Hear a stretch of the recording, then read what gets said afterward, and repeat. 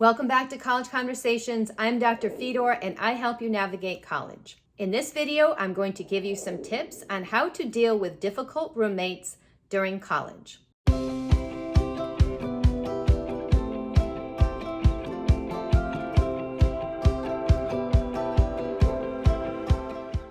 Please remember to hit like and subscribe so I can continue to share with you these helpful videos.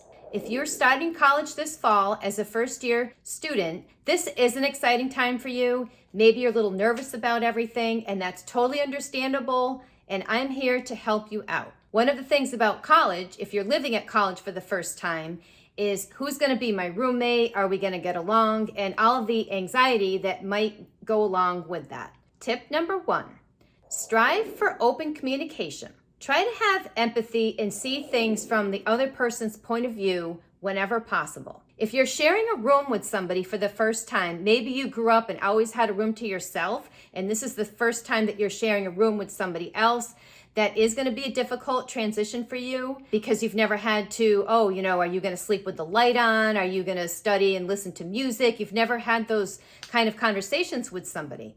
Living in the same room with someone is a lesson in compromise, but this is something that will serve you well the rest of your life. Try to bring up issues as soon as something is bothering you. Don't wait until the issue is so big or your patience is brought to the limit and then you just blow up with somebody. Your roommate won't know what irritates them unless you tell them. So letting your resentment build up is not a good idea. Tip number 2. Talk to your RA about the situation. RA is resident assistant and RD is resident director. See what they have to say. Resident assistants are typically trained in roommate mediation as part of their orientation of being an RA or an RD. They should be an objective sounding board to your problems with your roommate. The RA or the RD may suggest creating a roommate contract, which might be a good idea for you. A roommate contract helps you explicitly lay out the ground rules that you both agree on for living together, like rules about how many nights a week the other person can have an overnight guest or something like that. Having a roommate contract gives you leverage if your roommate violates the contract in an unacceptable manner and you need to end up requesting a different room, that contract, having that in place, can give you leverage with your college's housing department.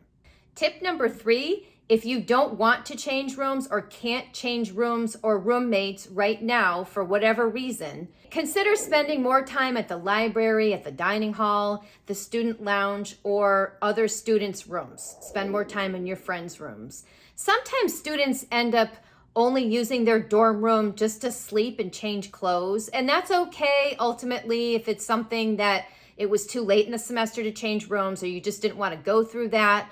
As long as you're keeping up with your classes, keeping up with your studying, sometimes students find that rather than changing rooms, they're just going to deal with the situation that way, finding other places to spend their time. If you have a lot of activities going on anyway, you might not be ending up spending that much time in your room, so it might not be worth it to change rooms. Tip number 4, avoid speaking negatively about your roommate to other people. I know it's tempting, but try to keep those conversations between you and your roommate and the RA or the RD. You can't expect a friendship from a roommate, but you can expect respect. And tip number 5, remember that in the big scheme of things, this isn't a permanent living situation. The semester's going to end, the academic year is going to end, things are going to change. Semesters go by very quickly, and usually you're living someplace else during the winter break or during the summers or something. So it might not be as bad as you're kind of making it out to be in your head. So keep in mind that this isn't the way you'll be living the rest of your life, and take those steps to help yourself out. So to recap, number 1, address issues early on rather than letting them build up. You build up resentment and all of a sudden you have a big blow up that could have been avoided if you just said something simple early on. Tip number 2, create a roommate contract. That will give you leverage if you need to change rooms later on. Tip number 3, Maybe just spend more time away from your room. Sometimes that's the answer.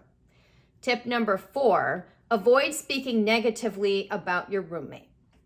And tip number 5, remember that this isn't a permanent living situation. It's far from your permanent living situation. And sometimes keeping that in mind helps students deal with the situation. Please remember to hit like and subscribe so I can continue to bring you these helpful videos. And remember to share them with people who might find them useful. Good luck to everyone. I hope this helps you deal with your roommate problems. Send me an email and let me know what you did to work it out. And remember to keep learning.